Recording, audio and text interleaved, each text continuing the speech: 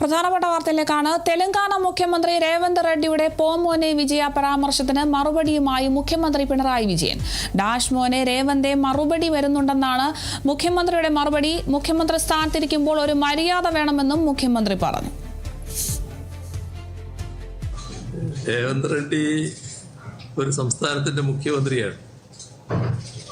മുഖ്യമന്ത്രി സ്ഥാനത്തിരിക്കുന്ന ഒരാള് സാധാരണഗതിയിൽ കാണിക്കേണ്ട ചില രീതികൾ, നമ്മൾ മര്യാദകൾ എന്നൊക്കെ പറയല്ലോ, അതൊക്കെ ഉണ്ട്.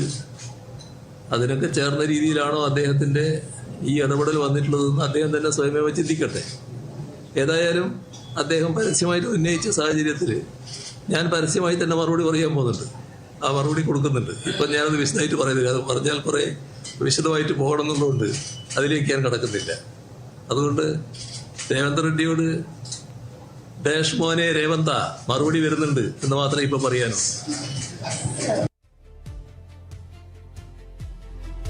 തെലങ്കാന മുഖ്യമന്ത്രി രേവന്ത് റെഡ്ഡിയുടെ പരാമർശത്തിനാണ് ഇപ്പോൾ മുഖ്യമന്ത്രി പിണറായി വിജയൻ മറുപടി നൽകിയിരിക്കുന്നത്. രേവന്ത് റെഡ്ഡി പോമോനെ വിജയ എന്നൊരു പരാമർശം മുഖ്യമന്ത്രിക്കെതിരെ നടത്തിയിരുന്നു. ഈ ഒരു പരാമർശത്തിലാണ് ഇപ്പോൾ മുഖ്യമന്ത്രി മറുപടി നൽകിയിരിക്കുന്നത്.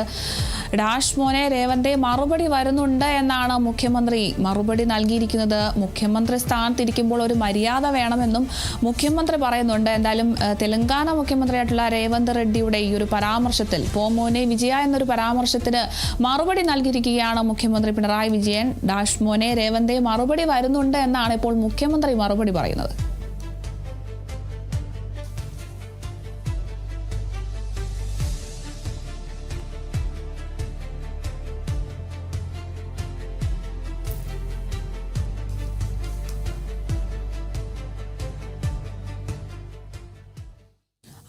അമ്പലപ്പുഴയിലെ സ്വതന്ത്ര സ്ഥാനാർത്ഥിയും CPIM മുൻ നേതാവുമായ G. സുധാകരനെതിരെ രൂക്ഷ വിമർശനവുമായി മുഖ്യമന്ത്രി പിണറായി വിജയൻ. സുധാകരൻ സഹോദരന്റെ രക്തസാക്ഷിത്വത്തെ അപമാനിക്കുന്നു. ഒരു രാഷ്ട്രീയ പ്രവർത്തകൻ എന്ന നിലയിൽ ചെയ്യാൻ പാടില്ലാത്ത കാര്യങ്ങളാണ് സുധാകരൻ ചെയ്യുന്നത്. CS സുജാതയ്ക്കെതിരായ പരാമർശം സ്ത്രീത്വത്തെ അപമാനിക്കുന്നതാണെന്നും മുഖ്യമന്ത്രി പറഞ്ഞു. സ്വന്തം സഹോദരന്റെ രക്തസാക്ഷിത്വത്തെ പോലും അപമാനിക്കുന്ന പ്രസ്താവന നടത്താൻ അദ്ദേഹം തയ്യാറാകുന്നു എന്നർത്ഥം. അതാണ് അധപ്പതനത്തിൻ്റെ ഏറ്റവും വലിയ തെളിവ്. അതോടൊപ്പം ഒരു രാഷ്ട്രീയ പ്രവർത്തകൻ എന്ന നിലക്ക് ചെയ്യാൻ പാടില്ലാത്തൊരു കാര്യമാണ് സുജാതക്കെതിരെ പറഞ്ഞ കാര്യങ്ങൾ. അതിനകത്ത് സ്ത്രീത്വത്തെ അവമാനിക്കുന്ന പരാമർശങ്ങൾ അടക്കമുണ്ടായിട്ടുണ്ട്. അതൊരു സ്ഥാനാർത്ഥി ചെയ്യാൻ പാടില്ലാത്തതാണ്. അങ്ങേയറ്റം അപലപനീയമായൊരു കാര്യമാണ്. നമ്മുടെ നാട്ടിൽ പൊതുവെ കണ്ടുവരാത്തൊരു രീതിയാണ്. പക്ഷേ സുധാകരൻ ആ രീതിയിലേക്ക് മാറിയിരിക്കുന്നു എന്നാണ് കാണിക്കുന്നത്.